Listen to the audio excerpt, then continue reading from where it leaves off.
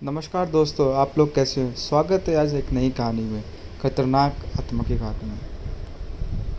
ये कहानी है 17 साल की जिम्मी की, जो कि दिवाली की छुट्टी मनाने अपने मौसी के घर कोची जा रहा था। जिम्मी का परिवार उसके मौसी के गांव में घुसा ही था कि जिम्मी को बहुत तेज़ प्यास लगी और उसके पापा ने साइड के एक दुकान पर गाड़ी रोक दी।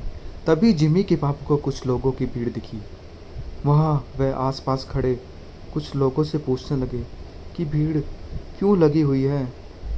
कोई कुछ जवाब देता उससे पहले ही जिम्मी की नज़र बीच में पड़ी एक औरत के लाश पर पड़ी। जिम्मी को ऐसे लगा कि कोई परछाई उसे छूकर गुजरी है।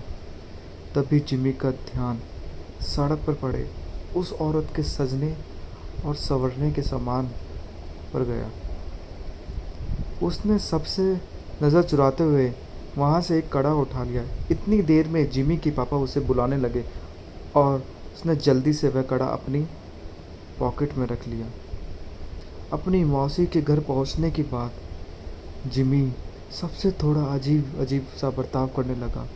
उसके घर वालों को लगा कि वह उस सड़क पर लाश को देखकर डिस्टर्ब हो गया है, पर जिमी का ध्यान अभी भी उसके पास रहे उस कड़े पर था। अपने कमरे में शीशे के सामने उस कड़े को पहनकर देखता और मुस्कुराता रहता। एक दिन जब जिमी अपने कमरे में उस कड़े को पहनकर खड़ा था तो उसका मन किया कि वो पूरी तरह लड़की बन जाए। वह अपने कज़न त्रिचा के पास गया और उसके सजने संवरने का सामान ले आया। फिर जिमी ने अपनी मौसी की साड़ी लिपस्टिक उठाकर पहनने लगा। वह तैयार हो ही रहा था कि जिमी के पापा कमरे में आ गए।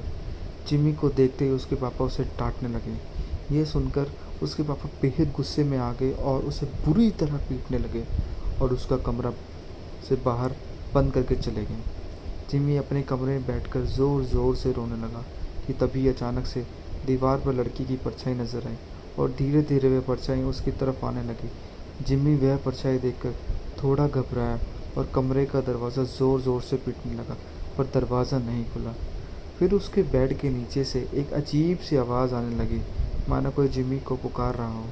जिमी ने जैसे ही बेड के नीचे देखा तो वह वहाँ उसी औरत की लाश पड़ी थी, वह जो उस दिन जिमी को सड़क पर दिखी थी। वह दिखने में बहुत डरावनी लग रही थी।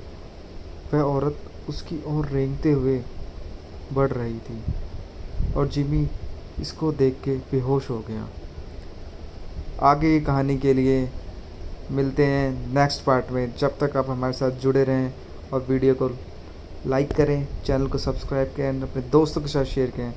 Thank you so much for watching.